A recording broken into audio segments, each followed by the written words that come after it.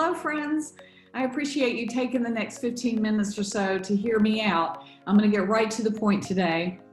We're going to talk about two things today: sex, and specifically consent, and what to do if someone violates your consent. So let's get started. I basically have a 4-point sex talk, and I'm going to try to be appropriate. The problem with me is when I get nervous when I do these kinds of things, and then I try to be funny, and it's never funny when someone my age tries to be funny about sex. So I may say some things that are a little shocking for people your age to hear coming from my age.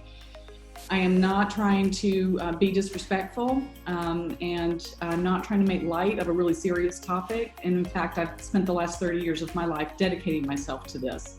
So please know that I take this seriously. Everything I'm going to say today is completely irrespective of your gender identity or the type of sexual activity you choose to engage in. The truth is that sex covers a really wide landscape. It's everything from holding hands to vaginal, anal, oral penetration. Here's what's normal about sex. You can do it with a person of the same gender, someone who identifies differently, someone who is gender nonconforming, straight, gay, bi, queer, pan, and you can do it with yourself. Now I'm going to channel my old school teacher vibe. Y'all might want to take notes because it's going to be fascinating.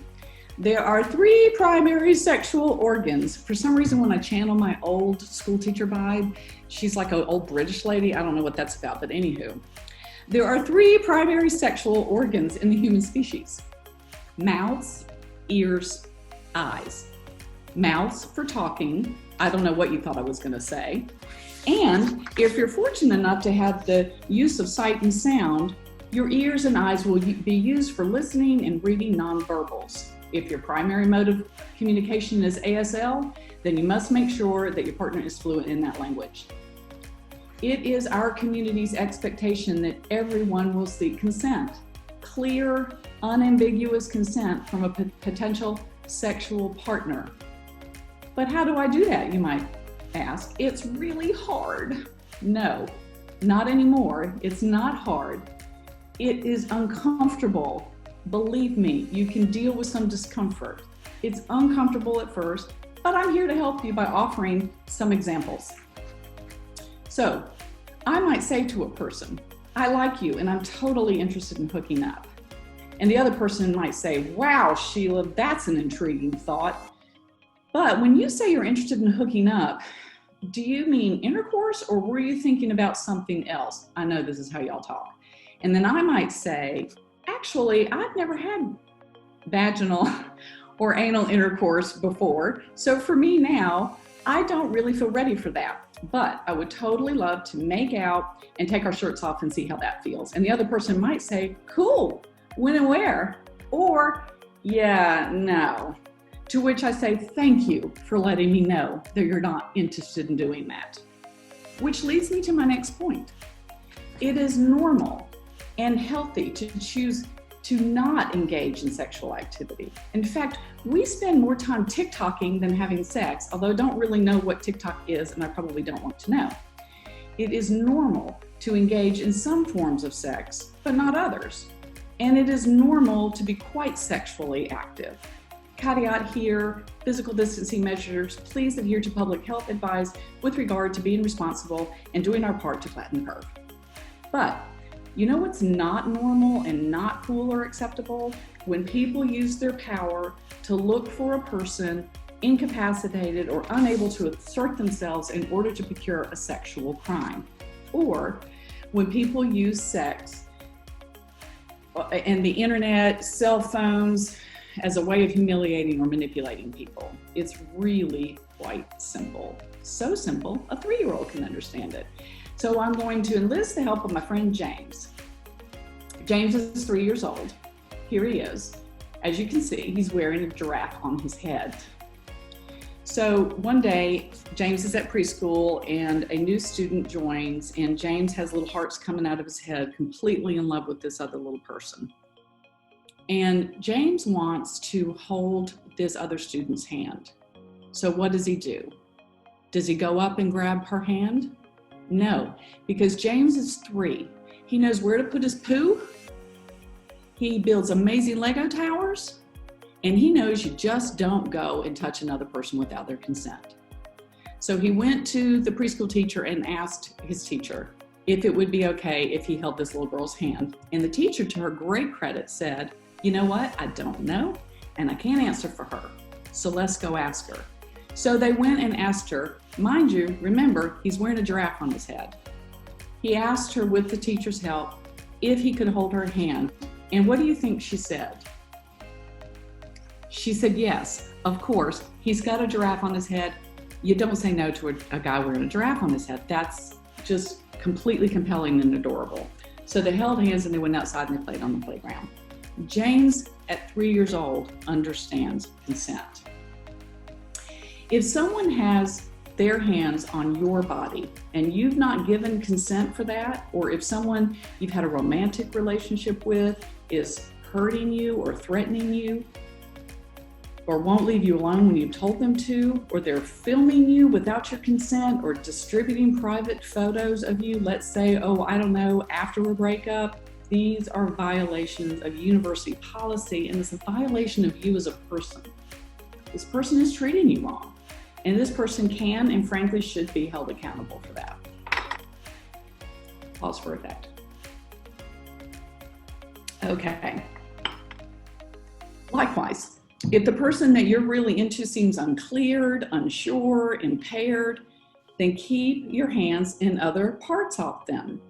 Do not film them or take photos of them in private situations and then go and distribute them to your little friends later when you're angry with them and hurt that they're no longer interested in you. I mean, seriously, I don't think I really need to tell you all this. We all know that this is not okay.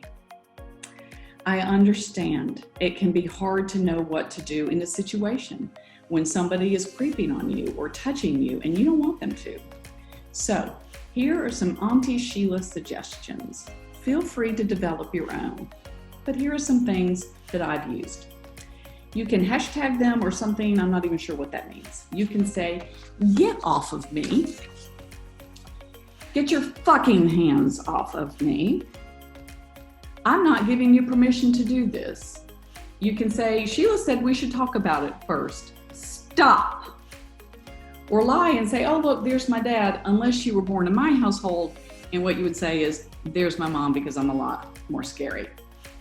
And while I hope that this does not happen to you, come and see me. I can help you and keep it confidential and private. Okay, so let's see where we are. Whew, got my heart rate up a little bit. Oh yes, my final point. I know you're so excited that we are at the finish line of this horrifying experience of listening to me talk about sex. My final point is this. Most of us are really good people. We are indeed not sex offenders. But in a group of any size, there will be people who believe that it is totally fine to have sex with someone when that person is saying, you know, I don't really want to do this, or I'm not really sure, or when that other person is so incapacitated by alcohol or something else that they're unable to consent. I'm serious about this. So I'm going to say it again, and I'm feeling a little mad. There are people you will meet who actually believe the way to have sex is to find a drunk person and fuck them, or to do some physical sexual thing and then later say, oh, I didn't know you didn't want to have sex. Bullshit. Remember, James, the giraffe, 3 years old, he asked for consent. Talk, use your mouth or American Sign Language. I like to think of it as true oral sex. Being able and willing to talk to your partner about sexual expectations before, during, and after will dramatically increase your pleasure and your safety. This is particularly important if you don't know that other person well. And even more important if there's alcohol or other substances involved. Invite the no. I know most of us would never have sex with someone who said no, but I am asking for more, and you all have a right to expect more. Invite the no. Sex is an opt-out, sex is an opt-in, not opt-out. You know what I'm trying to say, kind of situation. If you are interested in engaging in some sexual intimacy with another person, talk with them about your and their sexual desires and comfort. The absence of a no does not equal consent. The absence of a no does not equal consent. Invite the no. Check in with the other person during the fooling around to make sure everyone is still present and accounted for and feeling good about the experience. No pressure, no coercion. Thank you for listening. I'm happy to talk with any of you who wish to reach out to me personally. I think somebody will put my contact information magically on the screen. Take care, everyone. Safe travels. I can't wait to see your beautiful masked face in a few months.